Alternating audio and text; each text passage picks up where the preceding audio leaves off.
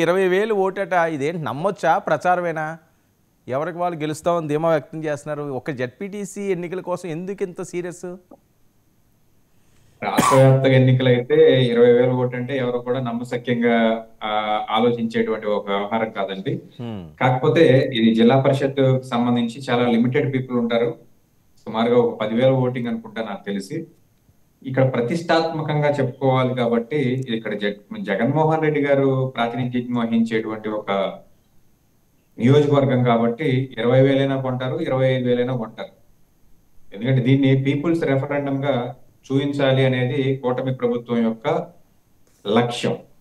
జిల్లా పరిషత్కు సంబంధించినటువంటి ఒక సీటుని గెలవడం వల్ల జగన్మోహన్ రెడ్డి గారి ప్రాభవం తగ్గింది.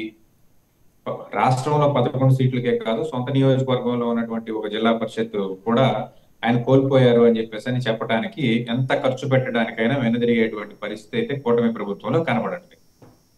ఇక రెండో విషయానికి వచ్చినట్లయితే రాయపాటి అరుణ్ గారు చెప్పినట్లు లారీలకు ఎక్కించి ఏదో సంతలో పశువుల్ని కొన్నట్టు ఓట్లు కొనుక్కుంటున్నారు అనేటువంటి ఒక వ్యవహారం ఏదైతే ఉందో గత 10 సంవత్సరాలుగా నాకు తెలిసినంత వరకు 2 ఎలక్షన్స్ చేసినటువంటి party Janasena party.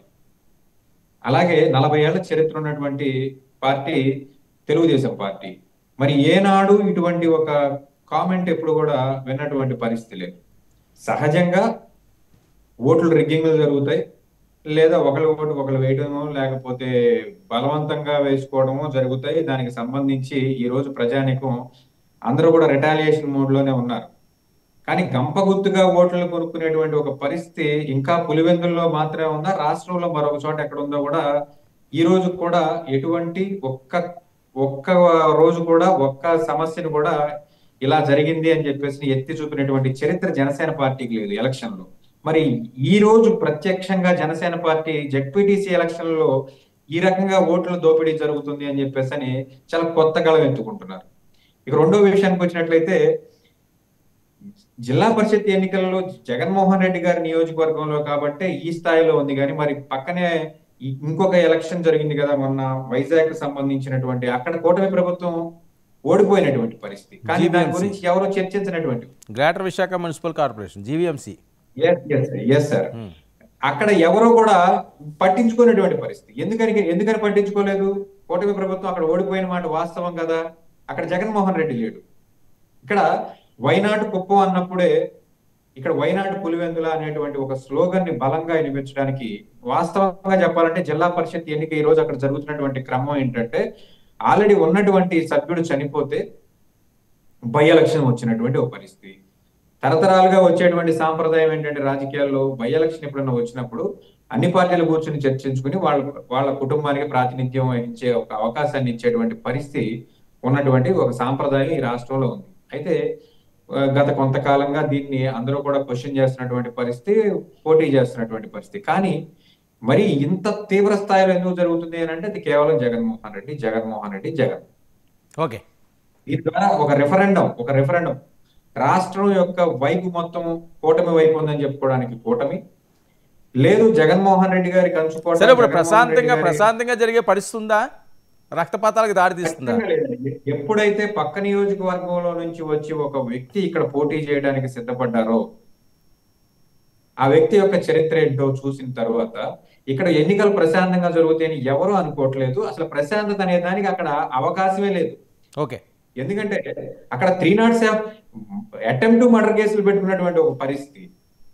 Okay, right. Okay, Malleshwar గారు, సాక్షాత్తు ఇప్పుడు ఎస్సీలు బీసీలకి ప్రాతినిధ్యం లేదని చెప్పేసి గొల్లుమని ఏడుస్తున్నటువంటి ఈ రాష్ట్రంలో ఉన్నటువంటి అక్కడ ఉన్నటువంటి బీసీ ఎమ్మెల్సీ మీద ప్రత్యక్షంగా 20 స్కార్పియోలు వేసుకుని వచ్చి దాడి చేసినటువంటి ఒక వైను మనం అందరం కూడా చూసాం కదా. మరి దీని మీద తీసుకున్నటువంటి చర్యలు ఏంటి? మరి ఆ రోజు ఏ పత్తి వ్యాపారం చేస్తానికి వెళ్ళారో ఈ రోజు వరకు చెప్పట్లేదు ప్రభుత్వం. ఆ రోజు సాక్షాత్తు పోలీసు వారు బయటకు వచ్చి మీరు వచ్చిన పని చూసుకోకుండా పక్క పల్లెటూరుకి వెళ్ళి పత్తి వ్యాపారం చేస్తే ఇలాగే జరుగుతుంది అని చెప్పేసి అన్నారు. మరి ఆ పత్తి వ్యాపారానికి సంబంధించి ఏంటి అనేది ఈ రోజు వరకు క్లారిటీ లేదు. ఇంకా మీరు అడుగుతున్నటువంటి క్వశ్చన్ ఏదైతే ఉందో, ప్రశాంతత అనే దానికి ఈ రోజు పులివెందుల్లో ఒక క్వశ్చన్ మార్కే పెట్టుకోవాల్సిన పరిస్థితి. ఓకే ఎలక్షన్ అయ్యే వరకు ఈ రావణ కాష్టం లాగా ఇది రగులుతానే ఉంటది. అది ధన మాన ఓకే ప్రాణాలను దోచుకుంటానే ఉంటది అని చెప్పేసి మనందరం కూడా ఆ, విశ్లేషించాల్సినటువంటి ఒక ఓకే పరిస్థితి ఓకే ఏర్పడింది ఓకే ఈరోజు. ఓకే వంశీ ఒకటి ఒక్క నిమిషం ఇస్తానండి మళ్ళీ, ఎందుకంటే ఆయన వెహికల్లో ఉన్నారు కదా, ఒకవేళ సిగ్నల్ కట్ అవుతుందేమో ఆయన కాదు మాట్లాడి. కాదు, మీరు అంత ఫేవర్ చేయకూడదు సార్. నా టైం నాకు ఇవ్వండి. కాదండి నేను ఇప్పుడే ఇస్తాను, కదా కాదు పిలిచారు, వాళ్ళిద్దరూ మళ్ళీ మాట్లాడిన చెప్పండి. తర్వాత కదా మీరు మాట్లాడాలి. తర్వాత మీరు ఇప్పుడు కాదండి. రోజా కాదండి, ఇప్పుడే ఆడదాం కదా ఆంధ్ర మళ్ళీ రోజా గారు చెప్పండి. అంశం మీరు ముందు చెప్తే ఏమర్థం అవుతుంది, వాళ్ళు ఏం చెప్తున్నారో తెలిస్తేనే కదా సార్ మీరు నేను పక్కన మాట్లాడగలరు. ఆగాను, ఇవ్వండి పర్వాలేదు. నేను పక్కన ఆగాను సార్, ఇవ్వండి కాదండి పర్వాలేదు. కాదు కాదు నేను కాదు వెయిట్ చేస్తా. రోజా గారు అంశం మీరు మాట్లాడితే ఆవిడ కౌంటర్ ఇవ్వగలదు, కానీ ఆవిడ ముందు మాట్లాడితే ఇంకేంటి ఉంటుంది, నాకు తెలుసు కదా ఏం చేయాలని. వంశీ ఏంటి ఆడదాం ఆంధ్ర రోజా గారిని ఏ క్షణమైనా అరెస్ట్ చేస్తారంటున్నారు, విజిలెన్స్ రిపోర్ట్ ఇచ్చిందట డీజీపీ గారికి, అది ప్రభుత్వానికి ఇస్తుందట, వాళ్ళు సిబిఐకి ఇస్తారో లేకపోతే బైరెడ్డి సిద్ధార్థ రెడ్డిని రోజా గారిని అరెస్ట్ చేస్తారు అని చెప్పి వస్తున్న టాకు. రోజా గారితో పాటుగా ఆయన సోదరుడు కూడా ఇందులో ఉన్నారని చెప్పి ఆ రిపోర్ట్లో ఉన్నట్లుగా ఏం జరుగుతుంది? సార్ ఒక్క నిమిషం. సింగళూరు వెంకటేష్ గారు మరి కుప్పంలో పులివెందుల్లో ఇప్పుడు కూటమి గెలిస్తే అది ప్రజా మ్యాండేట్ అని ఫీల్ అయ్యేలా వీళ్ళ ఉద్దేశం కాబట్టి కూటమిని ఎంతకైనా సరే ఓట్లు సరే ఓకే కొంటారు. ఓకే ఓకే అయిపోయింది కదా, అది ఈ టాపిక్. చెప్పాలి కదా సార్, చెప్పాలి కదా. కుప్పంలో అదే చేశారా సార్? కుప్పంలో 2021లో జరిగినటువంటి ఎన్నికల్లో అదే చేశారా చెప్పాలి. ఓకే సో అదే చేయలేదు కదా. రండి పాయింట్లోకి రండి. ఓకే, రోజా గారి విషయం గురించి వస్తే సార్, మా నాయకులు మేము ముందే చెప్పాం, అక్రమ అరెస్ట్ అయితే ఉండవు, డెఫినెట్లీ విచారణ జరుగుతుంది, విచారణలో దోషి అని తేలితే మాత్రం అరెస్ట్ చేయకుండా ఉండవు అని చెప్పాం. ఈ రోజు విజిలెన్స్ రిపోర్ట్ ఇచ్చారు, 40 కోట్ల రూపాయల అవినీతి జరిగిందని తేల్చారు. ఆ 40 కోట్ల రూపాయల అవినీతికి బాధ్యులైనటువంటి మంత్రి రోజా, అప్పుడు శాప్ చైర్మన్ బైరెడ్డి సిద్ధార్థ రెడ్డి, ఈ విషయాల్లో కలగజేసినటువంటి రోజా సోదరుడు, వీళ్ళందరినీ కూడా ఎవరైతే ఉన్నారో ఏ విజిలెన్స్ రిపోర్ట్ అయితే వీళ్ళ నేరాలు తేలినాయో వాళ్ళనైతే ఖచ్చితంగా అరెస్ట్ చేస్తాం. రోజా గారు అంటా ఉన్నారు కదా, అప్పట్లో గతంలో ఆవిడ మరి స్పోర్ట్స్ మినిస్టర్ గా ఉన్నప్పుడు ఆవిడ చాలా చెప్పారు. అవన్నీ కూడా ఎంక్వైరీ జరిగింది, విజిలెన్స్ రిపోర్ట్ వచ్చింది. విజిలెన్స్ రిపోర్ట్ లో 40 కోట్ల రూపాయల మేర ఇది అవినీతి జరిగిందని చెప్పి రుజువు ఉంది. దాన్ని మరి డీజీ గారికి ఇచ్చారు. డీజీ గారు మరి సిఐడికి ఇస్తారా ఎవరికి ఇస్తారా అనేది చూసి డెఫినెట్లీ రోజా గారు అరెస్ట్ అయితే ఉంటుంది. ఇంకొక కీలకమైన అంశం నేను ఉదయం నుంచి నేను అబ్జర్వ్ చేస్తాను, ఐపాక్ ఇన్వాల్వ్మెంట్ ఏంటిది? ఐపాక్ ఇందులో ఉన్నది ఒక 40-50 కోట్లు వాళ్ళకి ట్రాన్స్ఫర్ అయిందంటారేంటి?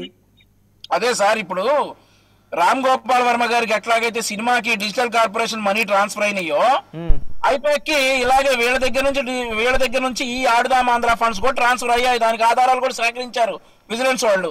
ఓకే, రామ్ గోపాల్ వర్మ గారికి డిజిటల్ కార్పొరేషన్ మనీ ట్రాన్స్ఫర్ అయినాయి సార్, దాని ఆధారాలు ఉన్నాయి. అలాగే ఇది కూడా విజిలెన్స్ రిపోర్ట్ వచ్చింది, ఐపాక్ కి ట్రాన్స్ఫర్ అయినాయి. ఆడుదాం ఆంధ్ర కేటాయించినటువంటి ఫండ్స్ ఐపాక్ కి ట్రాన్స్ఫర్ చేశారు, వాళ్ళ స్వలాభం కోసం వాళ్ళ ప్రచారాలకు వాడుకున్నారు. ఇవన్నీ కూడా విజిలెన్స్ రిపోర్ట్ సహా రుజువు చేశారు. సో ఈ రోజు మరి దానికి సమాధానం చెప్పాలి కదా.